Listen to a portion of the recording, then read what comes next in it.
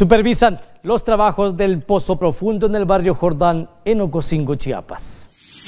Cumpliendo con la entrega de obras de calidad durante esta semana, el director de Obras Públicas del Ayuntamiento de Ocosingo, el arquitecto José Ulises Córdoba Gordillo, en compañía de integrantes del Sucopladén y de su equipo de trabajo, supervisó los trabajos de la construcción del pozo profundo. Durante este recorrido, el arquitecto José Ulises Córdoba Gordillo verificó que la construcción se lleve a cabo y verificó que lleva ya al menos un 15% de avance, ya que los primeros trabajos se perdieron debido a un deslave que provocó la pérdida de todo lo avanzado. El director de Obras Públicas mencionó que uno de los compromisos del presidente Jesús Oropesa Nájera es poder abastecer de agua a la población y se ha invertido en la creación de pozos y el mantenimiento de los tanques. De igual forma, pidió a la empresa encargada que apresure los trabajos y que este pozo pueda cumplir con todos los requisitos para poder extraer agua y suministrarla a la población. Finalmente, a petición de los ciudadanos, se trataron algunos temas de seguridad en cuanto a la construcción de la obra. Esto fue directamente para la empresa constructora, para que coloque cintas restrictivas